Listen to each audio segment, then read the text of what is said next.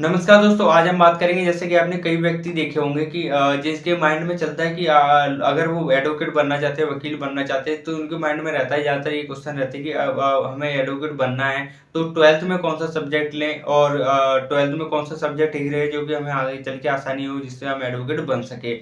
और आगे चल के कि हमें कौन-सी पढ़ाई 12th के बाद क्या करना है, 12th के बाद कैसे एडवोकेट बनते हैं और उनकी एडवोकेट की उम्र क्या रहती है, कितने साल तक हमें एडमिशन मिल सकता है। और कितनी इसमें सैलरी होती है, उनकी कितनी कमाई होती है, उसके बारे में तो काफ़ी सारे जो होते हैं डाउट्स होते हैं। आज की जनरेशन जो है, आज के जो स्टूडेंट हैं, उनके काफ़ी माइंड में ये सारी बातें आती रहती हैं। जैसे कि आपने देखा होगा कि काफ़ी छोटी एज पे आज के स्टूडेंट को पता चल जाता है, आज की जनरेशन को पता चल जाता है कि उन्हें आगे चल के क्या करना है। इस सोशल मीडिया को देखकर जैसे कि लोग एक तरीके से कहते हैं जागृत हो चुके हैं और जिस तरीके से लोग पहले से ही समझ जाते हैं, काफ़ी छोटी एज पे उनको समझ आ जाती है कि उन्हें क्या करना है। तो दोस्तों इनके माइंड में ये सारे क्वेश्चन खटकते रहते हैं कि एक तरीके से उन्हें क्या करें, क्या नहीं करें, किस तरीके से पढ़ाई करें। तो काफ़ी लोगों को समझ नहीं आता, जो डाउट्स क्लियर नहीं हो पाते। तो दोस्तों इसमें मैं आपको बता दूं कि 12th में आप कोई भी सब्जेक्ट आप ले सकते हो, चाहे वो आर्ट्स हो, चाहे वो कॉमर्स हो, चाहे वो साइंस हो। कोई भी आप सब्जेक्ट लेते हो तो आप लॉ की पढ़ाई कर सकते हो। अगर आपको बेटर हो जाता है अगर आप आर्ट्स लेते हो तो, क्योंकि इसमें क्या रहता है दोस्तों, आपकी काफ़ी सारी नॉलेज जो होती है आपको एक तरीके से लॉ के बारे में भी पढ़ाया जाता है इसमें, तो आपको आगे चल के इससे आसानी हो जाती है। ये आपको लॉ के बारे में थोड़ा बहुत पहले भी पता चल जाता है अगर, तो आप जाके एक तरीके से अगर आपने जो पढ़ा हुआ है उसको आपको समझने में एक तरीके से आसानी हो जाएगी। ये चीज़ आ जाती है इसमें दोस्तों। और साथ ही बात करें दोस्तों इसमें उम्र के बारे में कि कितनी उम्र चाहिए होती है, तो मैं आपको बता दूँ कि इसमें 20 सामान्य वर्ग जो होता है उसमें 20 साल उम्र होती है उसकी। और जो एक तरीके से कहते हैं जो उसके अलावा अन्य जो वर्ग हैं उसको लिए 22 साल उम्र रखी गई है, 22 वर्ष उम्र रखी गई। और दोस्तों साथ ही मैं इसमें आपको बता दूं कि इसमें जो है वो 50% मार्क्स चाहिए होते हैं 12th में। आपको 50% मार्क्स 12th में आने ही चाहिए, जो कि मिनिमम एक तरीके से रखा गया है। चाहे वो कोई भी वर्ग रहा हो, ऐसा नहीं है कि सामान्य वर्ग के लिए और उनके लिए अलग अलग है।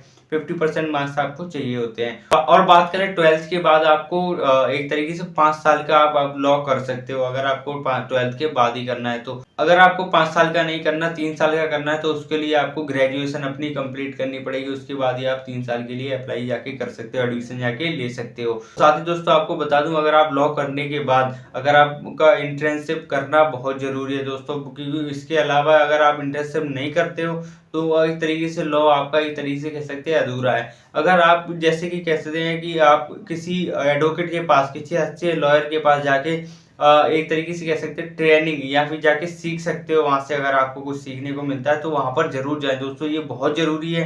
क्योंकि अगर आप वहाँ पर नहीं जाते हो और तो कि एक तरीके से कह सकते हैं कि आपकी नॉलेज आधी है, एक तरीके से कहा जाए तो आपकी नॉलेज पूरी आपको समझ हुई नहीं है, क्योंकि आपको जो दूसरे का अनुभव है, एक तरीके से उसका एक्सपीरियंस है, वो एक तरीके से चुराना होता है कि वहाँ पर आप जाओगे, उससे जाके सीखोगे, तो आपको काफ़ी नॉलेज जो कि उसकी अपने एक्सपीरियंस से उसको नॉलेज हुई है, तो वो आपको एक तरीके से सीखने को मिलेगी।